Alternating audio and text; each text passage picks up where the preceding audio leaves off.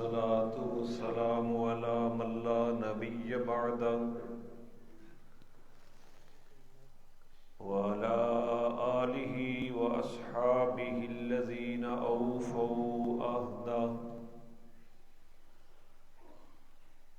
أما بعد فأعوذ بالله من الشيطان الرجيم. بسم الله الرحمن الرحيم. لقد كان لكم في رسول الله أسوة حسنة. سبحان ربك رب العزة عما يصفون وسلام على المرسلين والحمد لله رب العالمين. سبحانك لا علم لنا إلا ما علمتنا إنك أنت العليم الحكيم. رب اشرح لي صدري ويسر لي أمري واحلل عقدة من لساني يفقهوا قولي. رب يسر ولا تعسر وتممه بالخير وبك نستعين. اللهم إنا نسألك علما نافعا ورزقا واسعا وعملا متقبلا. اللهم صل على سيدنا محمد وعلى آل سيدنا محمد أفضل صلواتك بعدد معلوماتك وبارك وسلم. اللهم صل على محمد النبي الأمي وعلى آله وسلم تسليما. گرامی قدر سامعین حضرات، آج بحمد اللہ تعالی رمضان المبارک کا پہلا جمعہ ہے اور 20ویں جمعۃ المبارک کو جناب رسول اللہ صلی اللہ علیہ وسلم کی سیرت مقدسہ کو بیان کرنے کی سعادت حاصل کر رہا ہوں. اللہ کریم صحیح بیان کی توفیق عطا فرمائے اور فریقین کو اس کے مقتضا پر 100% عمل کی توفیق نصیب فرمائے.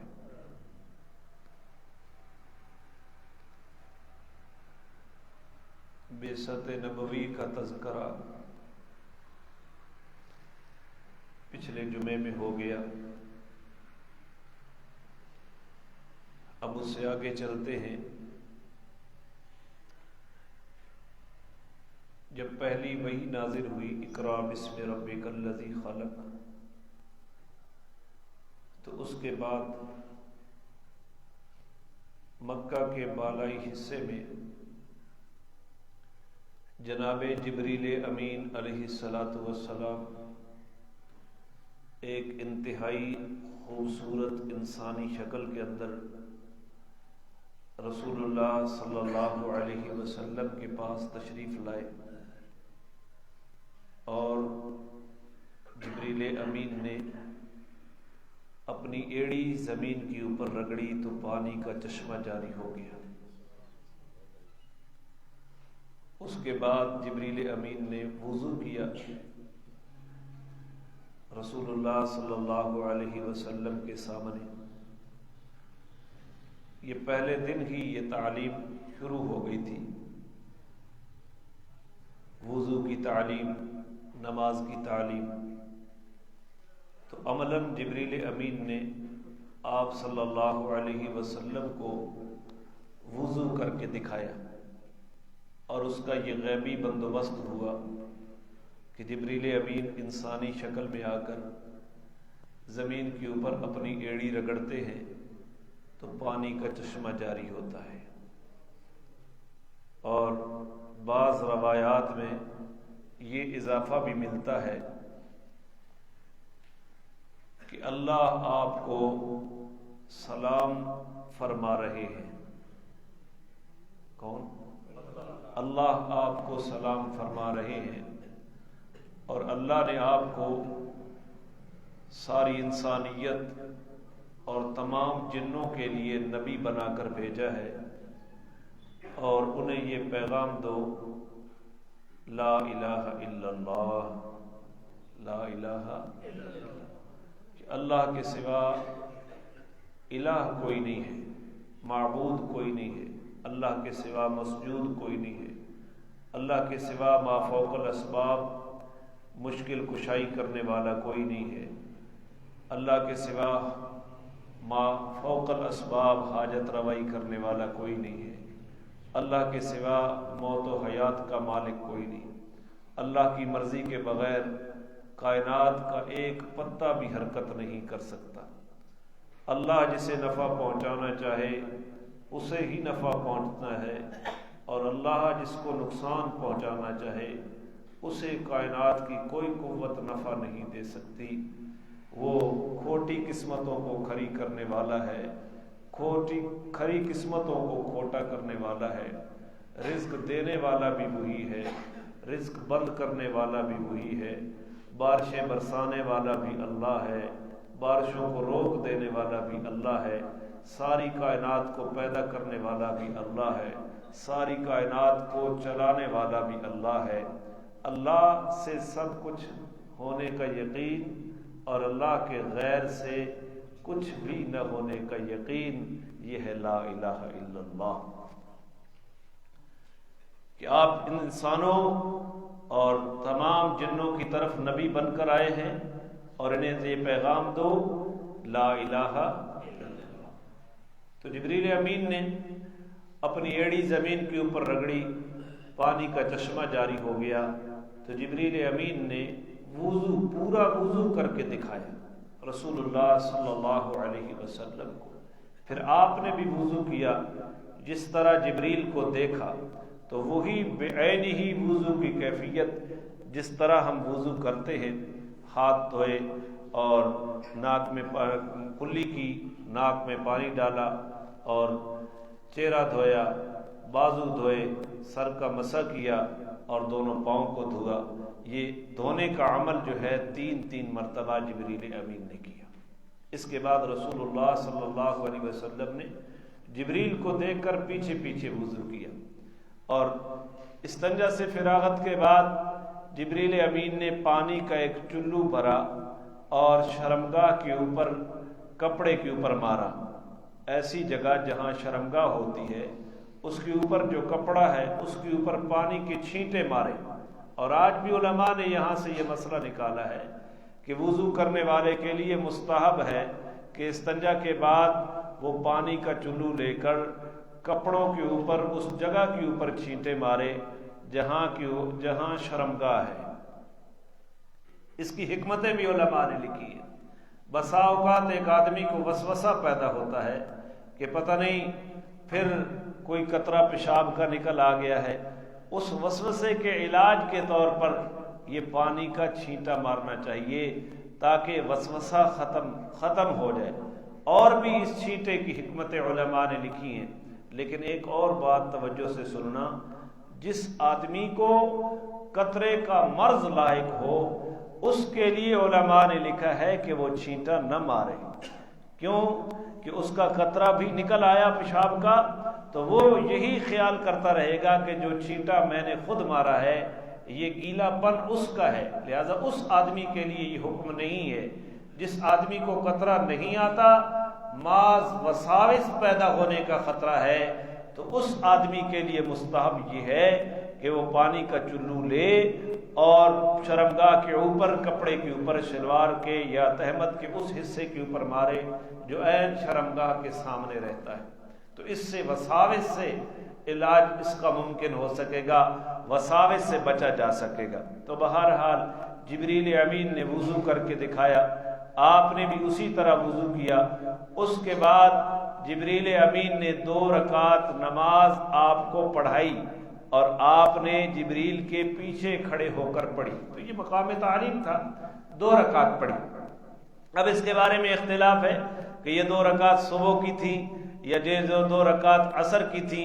تو اس طرح جبریل امین نے آپ صلی اللہ علیہ وسلم کو یہ نماز کی تعلیم دی. اور معراج پر جب آپ تشریف لے گئے تو اس وقت باقاعدہ 5 وقت کی نماز فرض ہوئی. لیکن جب تک 5 وقت کی نماز فرض نہیں ہوئی تھی 2 وقت کی نماز کی تعلیم تھی. 2 وقت کی نماز فرض تھی. ایک فجر سے پہلے اور ایک فجر کی نماز اور دوسری غروب شمس سے پہلے. وہ کون سی نماز ہوتی ہے؟ بولتے نہیں ہیں. عصر کی. 2 رکعت فجر کے اور 2 رکعت عصر کے. پھر جب باقاعدہ 5 اوقات کی نماز فرض ہوئی تو عصر کے ساتھ 2 اور ملا دیے گئے اور فجر کے 2 فرض ہی رہنے دیے گئے. تو یہ جبریل امین نے آپ کو سکھلائی نماز. اس کے بعد جبریل امین چلے گئے اور آپ صلی اللہ علیہ وسلم اپنے گھر میں تشریف لائے. اور سیدہ خدیجہ الکبریٰ رضی اللہ تعالی عنہا جو جن کا ایمان کا تذکرہ میں پہلے کر چکا کہ وہ تو ایمان لا ہی چکی تھی اور سب سے پہلے ایمان لانے والی خدیجہ الکبریٰ ہیں. ان کو آپ نے یہ بتایا کہ جبریل امین میرے پاس انتہائی خوبصورت انسانی شکل میں آئے اور انہوں نے ایڑی زمین کے اوپر رگڑی, پانی کا چشمہ جاری ہوا. پھر انہوں نے مجھے وضو کر کے دکھایا تو میں نے وضو ان کے دیکھ کر اس طرح کیا.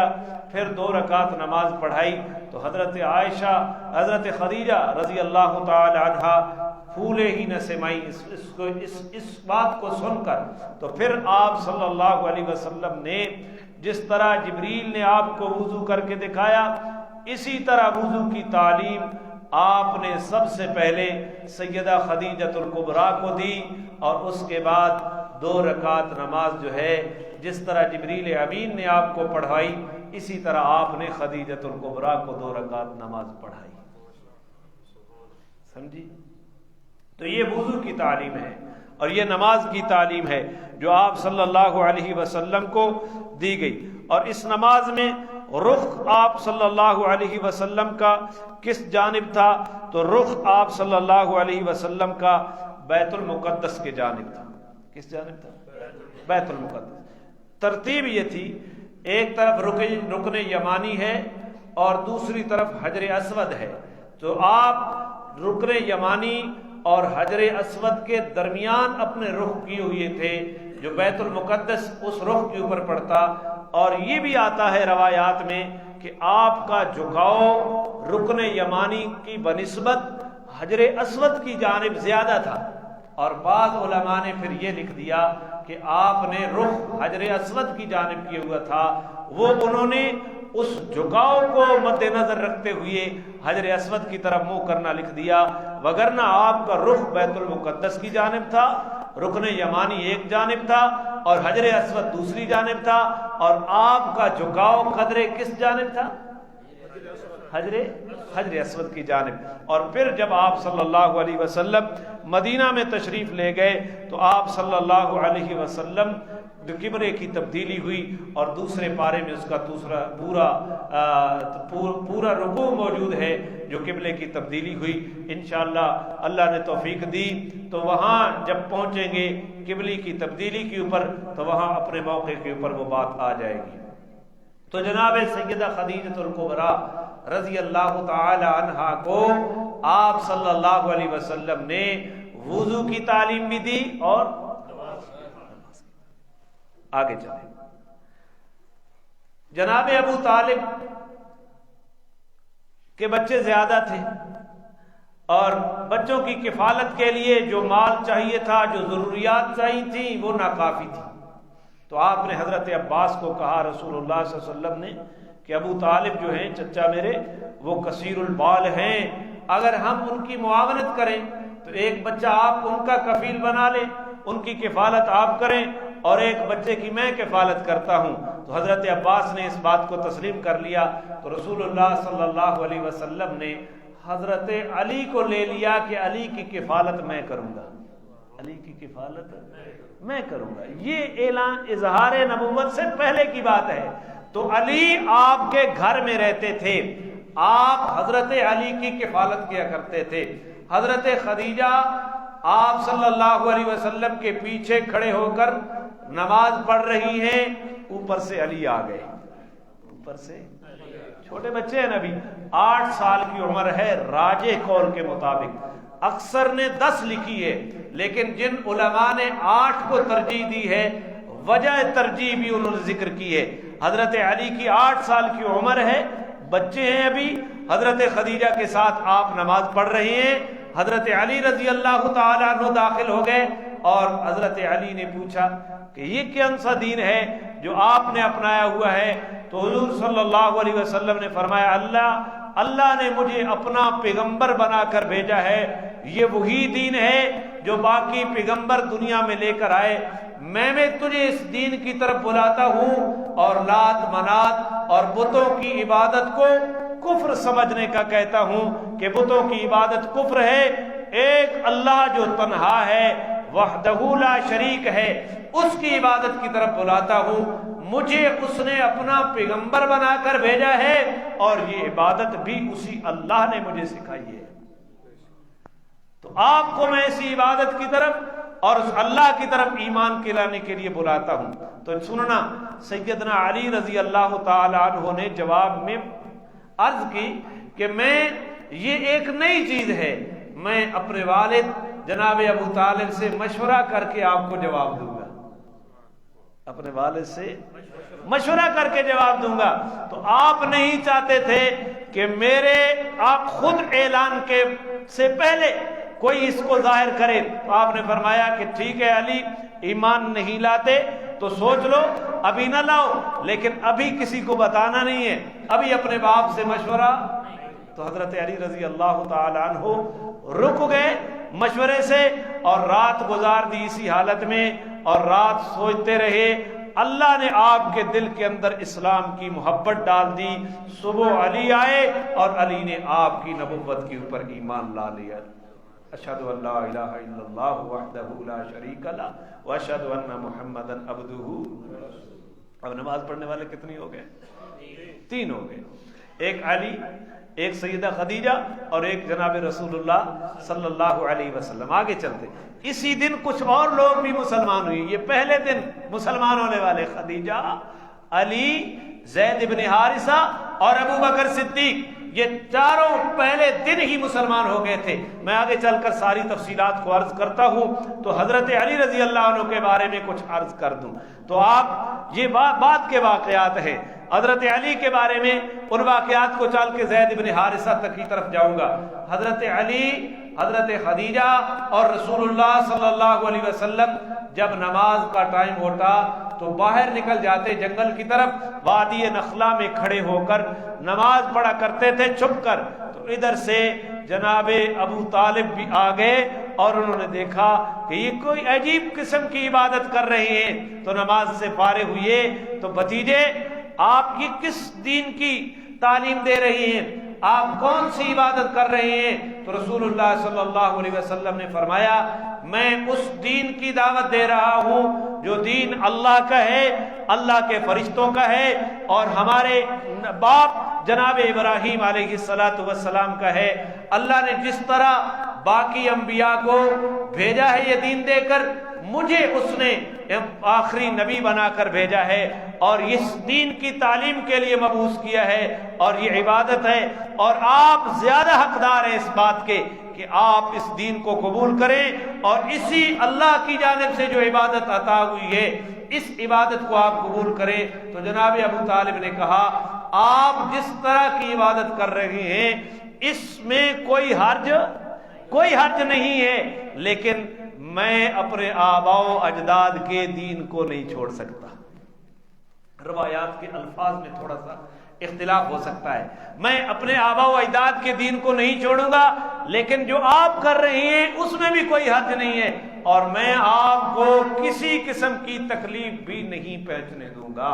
پھر حضرت علی کہتے ہیں کہ ابا جی, میں تو آپ کے اوپر, آپ کی نبوت کے اوپر بھی ایمان لے آیا اللہ کی الوہیت کے اوپر بھی ایمان لے آیا، تو ابو طالب نے کہا اپنے بیٹے علی کو کہ تو اپنے اس چچا زاد بھائی کے ساتھ جو یہ کہیں آپ مانتے جائیں، یہ آپ کو ہرگز غلط رستے کی رہنمائی نہیں کریں گے، یہ جس رستے کی بھی رہنمائی کریں گے وہ رستہ درست ہوگا۔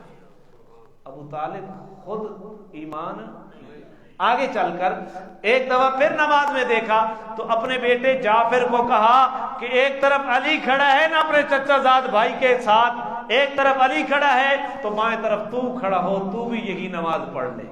یہ بات کا واقعہ ہے۔ تو جناب علی رضی اللہ تعالیٰ عنہ کے والد محترم جناب ابو طالب نے پوری تائید کی ہے لیکن ایمان نہیں لائے۔ تو حضرت علی رضی اللہ تعالیٰ عنہ اور حضرت خدیجہ اور رسول اللہ صلی اللہ علیہ وسلم کی عبادت کے اوپر ایک اور شہادت بھی موجود ہے۔ بعد میں ایک آدمی مسلمان ہوئے، حضرت عفیف کندی رضی اللہ تعالی عنہ، یہ کہتے ہیں میں مکہ میں ایام حج میں آیا ہوا تھا اور حضرت عباس کے ساتھ میرا تجارتی تعلقات تھے۔ حضرت عباس یمن سے عطر لایا کرتے اور ایام حج میں وہ مکہ میں بیچا کرتے تھے۔ تو میں حرم کے اندر حضرت عباس کے ساتھ بیٹھا ہوں تو ایک خیمہ لگا ہوا ہے، اس خیمے سے ایک خوبصورت نوجوان نکلا، اس نے بڑے اہتمام سے وضو کیا، پھر اس نے 2 رکعت نماز پڑھی۔ پھر ایک بچہ نکلا، اس نے بھی وضو کیا اور پیچھے کھڑے ہو کر نماز پڑھنی شروع کر دی۔ پھر ایک عورت نکلی، اس نے بھی وضو کیا اور پیچھے کھڑے ہو کر نماز پڑھنی شروع کر دی۔ تو میں نے عباس سے پوچھا کہ یہ کیا ہے؟ تو عباس نے بتایا کہ یہ میرا بھتیجا ہے اور دوسرا بھی میرا بھتیجا ہے۔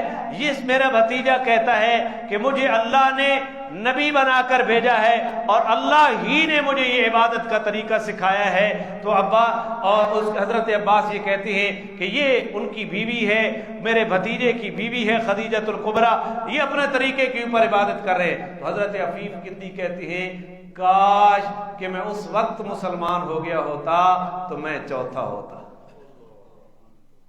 اس وقت مسلمان ہو گیا ہوتا تو میں نماز پڑھنے والا۔ حضرت عفیف کندی رضی اللہ تعالی عنہ کہتے ہیں۔ تو یہ تو جناب حضرت علی رضی اللہ تعالی عنہ کے بارے میں ہے۔ اب ایک تیسرا آدمی جو مسلمان ہوا وہ حضرت زید ابن حارثہ ہے۔ زید ابن، یہ حضرت خدیجہ نے ان کو خریدا اور پھر رسول اللہ کو ہیبہ کر دیا تھا، آپ نے ان کو آزاد کر دیا، تو یہ بھی آپ کے گھر میں رہنے والا زید ابن، کتنے بندے مسلمان ہو گئے؟ خدیجۃ الکبریٰ آپ کی بیوی، گھر میں پلنے والا علی المرتضیٰ اور گھر کا خادم زید بن حارثہ، یہ مسلمان ہو گئے۔ ان کا واقعہ میں آپ کو بتاتا ہوں کہ یہ 8 سال کے بچے تھے، یمن کے شاہی خاندان کے فرد تھے۔ ڈاکوؤں نے ڈاکہ ڈالا اور اس بچے کو بھی لوٹ کا مال سمجھ کر لے لیا اور اس بچے کو آ کر بیچ دیا۔ یہ اوقاز کے میلے میں بک رہی ہیں۔ حضرت حکیم ابن حزام نے جو حضرت خدیجۃ الکبریٰ رضی اللہ تعالی عنہا کے بھتیجے ہیں، انہوں نے خریدا حضرت خدیجہ کے کہنے کے اوپر۔ دوسری روایت میں آتا ہے کہ رسول اللہ صلی اللہ علیہ وسلم نے اظہار نبوت سے پہلے جب حضرت خدیجہ کا تجارتی مال لا کر بیچا کرتے تھے تو اس وقت آپ نے خریدا کہ ایک غلام بک رہا ہے، بڑا خوبصورت ہے اور بڑا ہونہار ہے، اگر میرے بس میں ہوتا تو میں اس کو خرید لیتا۔ خدیجۃ الکبریٰ کہتی ہیں کہ کتنے کا بک رہا ہے؟ 700 درہم کا بک رہا ہے۔ تو حضرت خدیجہ نے 700 درہم دیے اور رسول اللہ نے اوقاز کے میلے میں خرید لیا۔ یہ حکیم ابن حزام والی روایت کو مان لیں، حکیم ابن حزام نے خدیجۃ الکبریٰ رضی اللہ تعالی عنہا کے لیے اس غلام کو خرید لیا، زید ابن حارثہ ابن شریحبیل، یمن کے شاہی خاندان کا ایک فرد ہے۔ اس طرح اس کو ڈاکہ پڑا اور ان کو عکاظ کی منڈی میں بیچ دیا گیا، حضرت خدیجۃ الکبریٰ نے خرید لیا۔ اب یہاں بھی روایات کے اندر اختلاف ہے، لیکن میں ایک بات بتا رہا ہوں کہ آپ صلی اللہ علیہ وسلم نے حضرت خدیجہ کو یوں فرمایا اگر یہ غلام میرا ہوتا تو میں اس کو آزاد کر دیتا، میں اس کو۔ خدیجۃ الکبریٰ نے یہ بات سنتے ہوئے کہا کہ یہ آپ کا ہو گیا، یہ تو رسول اللہ صلی اللہ علیہ وسلم نے زید ابن حارثہ کو آزاد کر دیا. ابھی اظہار نبوت نہیں ہوا. کچھ لوگ مکہ میں آئے اور انہوں نے زید ابن حارثہ کو پہچان لیا کہ یہ تو وہی بچہ ہے جس کو ڈاکوؤں نے اٹھایا اور یہ محمد نامی شخص کے گھر میں بطور غلام رہ رہا ہے. اس مکے آنے والے قافلے نے یمن جا کر ان کے والدین کو بتایا. وہاں سے حارثہ بن شریبیل جو حضرت زید کا والد تھا اور ان کے چچا کعب بن شریبیل، یہ دونوں عازم سفر ہوئے مکہ میں اور مکہ میں آ گئے. اور مکہ میں آ کر انہوں نے رسول اللہ صلی اللہ علیہ وسلم کو یہ کہا کہ آپ فدیہ لے لیں اور ہمارا بیٹا ہمیں واپس کر دیں. تو آپ نے پوچھا کس کے متعلق کہہ رہے ہو؟ تو انہوں نے بتایا ہم اپنے بیٹے زید کے متعلق کہہ رہے ہیں. تو آپ نے فرمایا ایک صورت آپ کی ہے کہ مجھے فدیہ دے دیں اور اپنا بیٹا لے جائیں، ایک صورت میں تجویز کر دیتا ہوں، وہ یہ ہے کہ میں زید کو بلا لیتا ہوں، میں اس کو اختیار دے دیتا ہوں، وہ آپ کے ساتھ جانا چاہے تو بغیر فدیے کے آپ کا ہو گیا، اور اگر میرے ساتھ رہنا چاہے تو میں ہرگز مناسب نہیں سمجھوں گا کہ جو میرے ساتھ رہ رہا ہے میں اس کو تمہارے حوالے کر دوں. تو انہوں نے کہا کہ آپ نے تو انصاف سے بھی اوپر پر چڑھ کر بات کی ہے. تو حضرت رسول اللہ صلی اللہ علیہ وسلم ابھی اظہار نبوت نہیں ہوا، 40 سال کی عمر کو آپ نہیں پہنچے. آپ نے بلایا زید کو. زید پہچانتے ہو کہ یہ کون ہے؟ ہاں یہ میرا باپ ہے حارثہ. اور ان کو بھی پہچانتے ہو یہ کون ہے؟ یہ میرے چچا ہے کعب بن شریبیل. اب آپ کو اختیار ہے زید، باپ اور چچا کے ساتھ جانا چاہتے ہو آپ ان کے ساتھ چلے جائیں. ایک عرصہ سے آپ میرے ساتھ بھی رہ رہے ہیں، میرا اخلاق اور میرا کردار بھی آپ کے سامنے ہے. آپ باپ اور چچا کے ساتھ جانا چاہتے ہیں تو چلے جائیں، میرا کوئی اعتراض نہیں ہے. اور اگر آپ میرے ساتھ رہنا چاہیں تب بھی تجھے اختیار ہے. توجہ ہے؟ یہ اختیار مجھے اور آپ کو ملتا تو پھر جی پتہ نہیں، روزہ تو نہیں رکھا ہے، چپ دا روزہ حرام ہے. یہ مجھے اور آپ کو اختیار ملتا تو ہم کیا کرتے؟ ہم سے تو چہرہ نبی والا نہیں بنایا جاتا، ہم سے تو لباس نبی والا نہیں پہنا جاتا، ہم سے تو بال نبی والے نہیں رکھے جاتے، ہم سے تو نماز نہیں پڑھی جاتی، ہم سے تو انگریزی تہذیب نہیں چھوڑی جاتی، رسول اللہ کی سنتوں کو داغ مفارقت دے دیتے ہیں. یہ الگ بات ہے، کائنات میں ہم جیسا عاشق رسول کوئی نہیں آیا. یہ زید ابن حارثہ ہے، ہمیں ملتا تو یقیناً ہم فیل ہو جاتے ہیں. حضرت زید ابن حارثہ کہتے ہیں کہ یا رسول اللہ، ابھی تو اب رسول کا اعلان نہیں ہوا کہ میں آپ کے ساتھ رہوں گا. تو چچا اور باپ کہتے ہیں یہاں غلامی ہے اور وہاں آزادی ہے، یہاں پرائے ہیں وہاں اپنے ہیں، تیرا برا ہو زید، تو نے یہ کیسا اختیار کیا؟ اس نے کہا ابا آپ میرے والد ہیں اپنی جگہ پر، چچا آپ چچا ہے اپنی جگہ پر، لیکن جو کردار اس شخصیت کا ہے اس کردار کے ہوتے ہوئے میں نے کبھی نہیں چھوڑ سکتا. اس کے بعد نبی پاک نے جب زید کا یہ اختیار دیا اور زید نے اختیار میں محمد کو چنا تو آپ نے فرمایا آج کے بعد زید میرا بیٹا ہے، زید میرا بیٹا ہے. اور آپ اٹھ کر حجر اسود کے پاس گئے جہاں قریش مکہ کے سرداروں کی مجلس لگی ہوئی تھی. آپ نے فرمایا آج کے بعد زید میرا بیٹا ہے، میں اس کا وارث ہوں اور یہ میرا وارث ہے. میں اس کا وارث ہوں. اہل عرب کی عادت تھی کہ وہ اس طرح کے معاہدات کرتے کہ تو میرا خون میں تیرا خون، تو میری عزت تو میرا میں تیری عزت، تو میرا دفاع میں تیرا دفاع، اس طرح کی باتیں کرتے اور پھر وراثت میں اس کو چھٹا حصہ دلواتے تھے. لیکن بعد میں اسلام نے اس کو منسوخ کر دیا. حبیب کو باہر اٹھا دینا، امیر سلطان سے آہستگی سے باہر چلا جائے، کیونکہ یہ سارے پھر حبیب بن جاتے ہیں نا. ایک آدمی تو معذور، آپ میری طرف توجہ رکھیں نا، اب سارے حبیب نہ بنے نا. ایک آدمی معذور ہے، امیر سلطان صاحب چلے جائیں آپ باہر. تو ایک آدمی معذور ہے، اگر وہ کوئی بات کرتا ہے تو سارے معذور بن جاتے ہیں.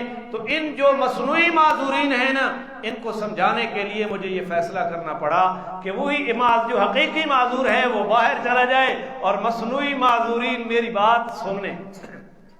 تو کہاں بات چل رہی تھی؟ تو زید کو آپ صلی اللہ علیہ وسلم نے بیٹا بنا لیا. اور پھر قرآن نے کہا، لوگوں نے کہا زید بن محمد، زید بیٹا ہے محمد کا. پھر جب سورہ احزاب نازل ہوئی، اللہ تعالیٰ نے فرمایا ادعوہم لیابائہم.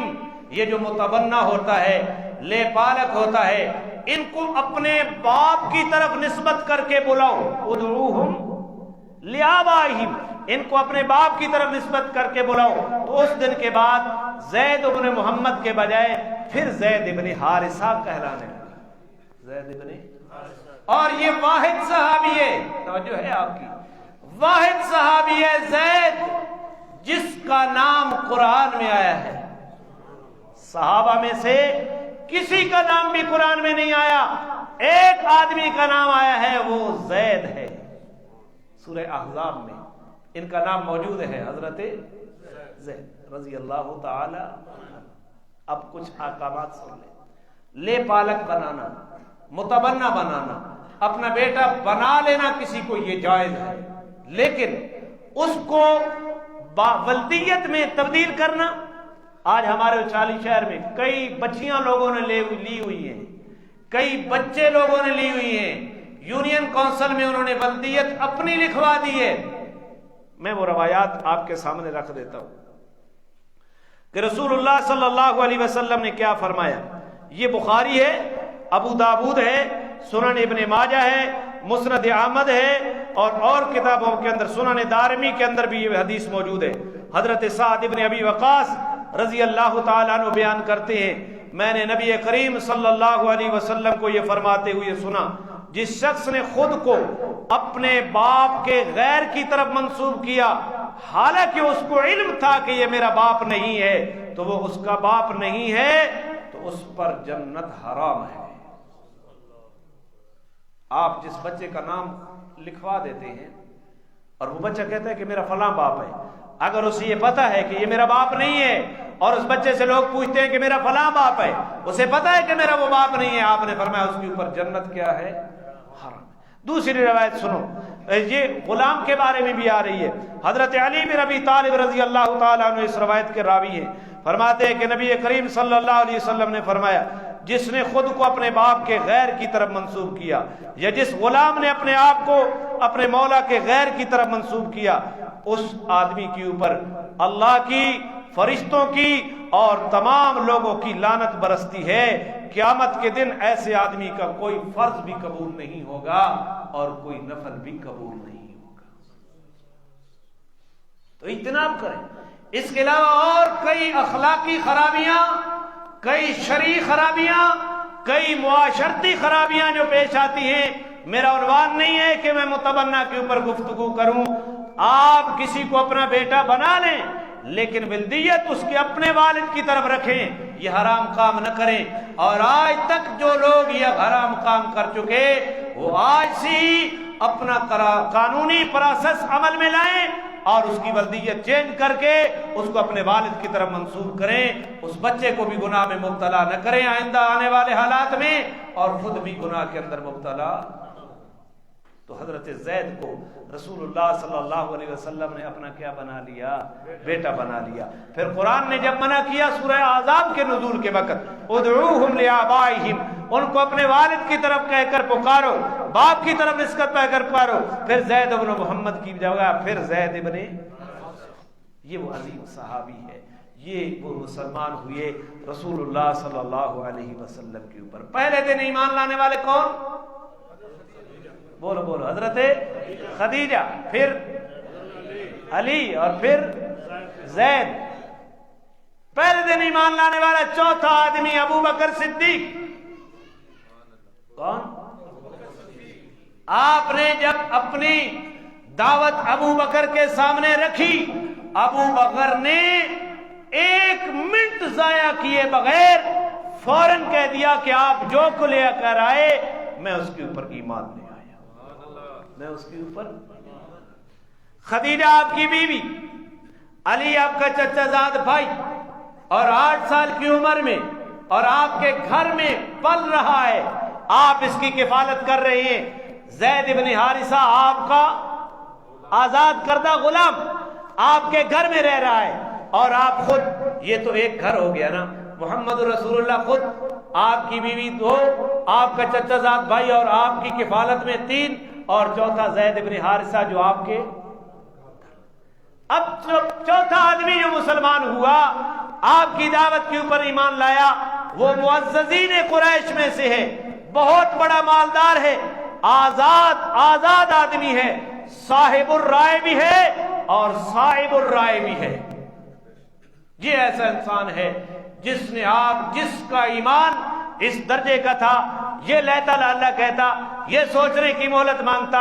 میرے نبی پاک بعد میں فرمایا کرتے تھے، جس کے اوپر بھی میں نے دعوت ایمان پیش کی، اس نے کچھ نہ کچھ آگے پیچھے کیا، کسی نے پاس کی، کسی نے انکار کیا۔ ایک ابو بکر ہے جس کے سامنے میں نے دعوت اسلام کو رکھا، لیکن ایک لحظہ بھی ضائع کیے بغیر ابو بکر نے میری دعوت کے اوپر ایمان لایا۔ اور میرے نبی نے آخری وقت کہا تھا، ابو بکر تیرے احسان، میں ساری دنیا کے احسانات کا بدلہ دنیا میں دے چکا، لیکن ایک ابو بکر ہے جس کے بدلہ دنیا میں نہیں دے سکتا، قیامت کے دن اللہ ہی بدلہ دے گا۔ اور آج ایک کتا ابو بکر کو بھونکتا ہے، جس نے پہلے دن ایمان لایا، جس کے بارے میں یہ فضیلتیں ہیں، وہ اس کو صحابی ماننے کے لیے تیار نہیں ہے۔ وہ اس کو کبھی غاصب کہتا ہے، کبھی کچھ کہتا ہے۔ میں اسے کہتا ہوں اپنے ایمان کی فکر کر۔ ابو بکر کے بارے میں تو یہ فضائل موجود ہیں، اور یہ ابو بکر نے پہلے لحظے میں ایمان لے آیا، بغیر کسی جھجک کے، بغیر کسی سوچ و بچار کے۔ اس کی وجہ کیا ہے؟ ابو بکر صدیق نے ایک خواب دیکھا، چاند اترا، مکے میں آیا اور اس کے ٹکڑے ہو گئے، ہر گھر کے اندر ایک ایک ٹکڑا داخل ہو گیا، اور پورا چاند، ابو بکر کہتا ہے، میری گود میں آ گیا۔ میں نے ایک عیسائی عالم سے اس خواب کی تعبیر پوچھی، اس عیسائی عالم نے مجھے کہا، آخری نبی کے ظہور کا زمانہ قریب آ گیا ہے، اور تو اس کے اوپر ایمان لانے والوں میں افضل ترین انسان ہوگا۔ ابو بکر کو حضور کے خصائل دیکھ کر یہ مانتا، یہ یقین تھا، جس طرح خدیجۃ الکبریٰ نے وہ خارق عادت امور دیکھے، اور خدیجۃ الکبریٰ کو یقین تھا کہ اللہ میرے اس خاوند کو ضرور نبی بنائے گا، اسی طرح صدیق اکبر کو بھی یقین تھا۔ پھر یمن کے اندر ایک عالم رہتا تھا، اس کے پاس سیدنا صدیق اکبر رضی اللہ تعالیٰ عنہ گئے، اور اس عالم، سابقہ آسمانی کتابوں کا عالم، ابو بکر کے چہرے کو دیکھ کر کہتا ہے، لگتا ہے آپ حرم کے رہنے والے ہیں۔ بیٹھے کہاں ہیں؟ یمن میں۔ لگتا ہے آپ حرم کے رہنے والے ہیں۔ ابو بکر نے کہا، نعم، ہاں میں حرم کا رہنے والا ہوں۔ لگتا ہے تو قریشی ہے؟ ابو بکر نے کہا، ہاں میں قریشی ہوں۔ لگتا ہے کہ تو قبیلہ تیم کے ساتھ تیرا تعلق ہے؟ ابو بکر نے کہا، ہاں میں تیمی ہوں۔ ایک چیز اور اجازت دے دے تو میں دیکھنا چاہتا ہوں، اپنی قمیص اتار کر میں تجھے تیرا پیٹ دیکھنا چاہتا ہوں۔ ابو بکر نے کہا کہ پہلے وجہ بتاؤ، پھر میں پیٹ دکھاؤں گا۔ اس نے کہا، اگر آپ مجھے پیٹ نہ بھی دکھائیں تب بھی میں تجھے پہچان چکا ہوں، آخری نبی کا خلیفہ تو ہی ہوگا، آخری نبی کا خلیفہ تو ہی ہوگا۔ پھر ابو بکر صدیق نے قمیص اٹھا کر پیٹ دکھایا، ناف سے اوپر ایک نشان تھا، سفید اور سیاہ، بالدار کی طرح، جس طرح بال ہوتے ہیں، بالوں کی طرح ایک نشان تھا۔ پھر ایک ران کے اوپر ایک نشان دیکھا۔ جو ہی اس نے یہ نشانات دیکھے، وہ عالم پکار اٹھا، خدا کی قسم تو ہی ہے اس نبی کا پہلا خلیفہ۔ ابو بکر کے اوپر بکواس کرنے والوں، ابو بکر کی خلافت، ابو بکر کی صحابیت، ابو بکر کے ایمان کے تذکرے تو انجیل میں بھی موجود ہیں اور تورات میں بھی موجود ہیں۔ تمہارے بغض سے ابو بکر کا تو کچھ بھی نہیں بگڑے گا، ابو بکر تو جنت الفردوس کا مالک ہے، تم اپنے آپ کو جہنمی بنانے سے بچا لو۔ صحیح کہہ رہا ہوں غلط کہہ رہا ہوں؟ پھر سیدنا صدیق اکبر رضی اللہ تعالی عنہ کے سامنے یہ باتیں تھیں، اس لیے صدیق اکبر رضی اللہ تعالی عنہ مسلمان ہو گئے اور بلا ان چیزوں کو سمجھے صدیق اکبر نے بلا سوچ و بچار مسلمان ہو گئے۔ اب ابو بکر اسلام میں پہلا آدمی ہے جس کا نام تبدیل کیا رسول اللہ نے۔ اسلام میں پہلا آدمی، حضور کی عادت مبارک تھی کہ جس کا نام اچھا نہ ہوتا آپ اس کا نام تبدیل کر لیتے۔ اسلام میں پہلا آدمی ہے جس کا نام رسول اللہ نے تبدیل کیا، وہ کون ہے؟ ابو بکر تو کنیت ہے، نام تھا عبد القعبہ۔ کیا نام تھا؟ کیا مانا؟ چلو تعویل کر لے، کعبہ کا غلام۔ یہاں تعویلیں بھی ہوتی ہیں نا، ہمارا عبد کا معنی بندہ نہیں ہے، ہم غلام کہتے ہیں، تو عبد القعبہ کو ابو بکر کہتا کہ میں کعبہ کا غلام ہوں۔ لیکن ابو بکر نہ حضور نے تعویل کی نہ ابو بکر نے تعویل کی، نام عبد القعبہ تھا، حضور نے نام عبداللہ رکھا۔ کیا لکھا؟ کنیت کیا ہے؟ ابو بکر۔ اور اسلام کی تاریخ میں پہلا آدمی ہے جس کو لقب رسول اللہ نے دیا، عتیق۔ کیا لقب دیا؟ نام کیا رکھا؟ نام کیا رکھا؟ پہلے کیا تھا؟ عبد القعبہ، عبداللہ رکھا، اور لقب کیا رکھا؟ عتیق۔ دو وجہ تھی۔ عتیق کیوں رکھا؟ ابو بکر انتہائی خوبصورت تھے، اور عتیق کا ایک معنی انتہائی خوبصورت ہوتا ہے۔ میرے نبی نے فرمایا عبداللہ تیرا لقب عتیق ہے، تیرا لقب عتیق ہے۔ ایک وجہ یہ، لیکن دوسری وجہ راجح ہے کہ آپ نے فرمایا عتیق، عتیق اس کو کہتے ہیں جو جہنم کی آگ سے آزاد ہو، جو جہنم کی آگ سے آزاد ہو اس کو کیا کہتے ہیں؟ ابو بکر کی جہنم سے آزادی کا فیصلہ کون سنا رہا ہے؟ بولتے نہیں ہے، کون سنا رہا ہے؟ جی رسول اللہ۔ اگر کسی کو ابو بکر سے تکلیف ہو رہی ہے تو وہ تکلیف اپنی رسول اللہ کے سامنے جا کر ظاہر کرے، ہمارے گلی محلے میں مت آئے، نہیں تو تھپڑ لگے گی۔ ٹھیک کہہ رہا ہوں غلط کہہ رہا ہوں؟ ہم نے ووٹ چھوڑ نہیں لینے، جی نہیں لینے ایسے ووٹ، نہ ہمیں ضرورت ہے۔ ووٹ کی سیاست کی بنیاد پر دین حقہ کو چھپا دیا جائے، اس سے بہتر ہے کہ موت آ جائے، حق نہیں چھپایا جائے گا انشاءاللہ۔ تو عتیق کا دوسرا معنی کیا ہے؟ جو جہنم کی آگ سے کیا ہو؟ کس نے کہا؟ اور یہ پہلا لقب ہے جو رسول اللہ نے کسی بندے کو دیا، وہ کون ہے؟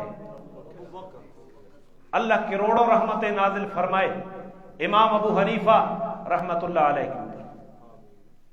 ابو حنیفہ کا نام آ جائے نا، یہ تعصبات کی دنیا ہے۔ دیوبندیت کا نام آ جائے تو بریلوی کو ناک بھوڑ چڑھا جاتے ہیں، حنفی کا نام آ جائے تو اہل حدیث حضرات جو ہیں وہ کہتے ہیں کہ آپ حنفی کیوں کہتے ہیں؟ ابو حنیفہ کا نام آئے تو پھر یہ تعصبات ہے۔ تعصبات سے باہر نکلو، حقیقت کو سمجھو۔ ہم حنفی کس معنی میں ہیں؟ قرآن و حدیث کی جو سمجھ ابو حنیفہ کو ہے، ہم نے ان کی سمجھ کے اوپر اعتماد کرتے ہوئے، ان کی ریسرچ کے اوپر اعتماد کرتے ہوئے ان کے پیچھے ہاتھ باندھ لیے، بس ان کے پیچھے چل پڑے، ان کی تحقیق کے اوپر عمل کرتے ہوئے، اور اس سے دنیا کا کوئی آدمی بچ نہیں سکتا۔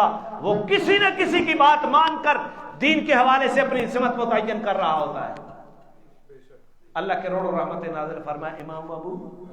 اب بہت بڑا، خدیجہ پہلے مسلمان ہوئی یا علی پہلے مسلمان ہوئے یا زید بن حارثہ پہلے مسلمان ہوئے یا ابو بکر صدیق پہلے مسلمان ہوئے، ہمیں ابو حنیفہ نے سمجھایا اللہ تیری قبر کے اوپر کروڑوں رحمتیں نازل کرے کہ تو تقابل میں مت پڑ، یوں فیصلہ کر لے، موتوں میں عورتوں میں سب سے پہلے ایمان لانے والی خدیجۃ الکبریٰ، بچوں میں سب سے پہلے ایمان لانے والے علی المرتضیٰ، غلاموں میں سب سے پہلے ایمان لانے والے زید بن حارثہ، آزاد مردوں میں سب سے پہلے ایمان لانے والے ابو بکر۔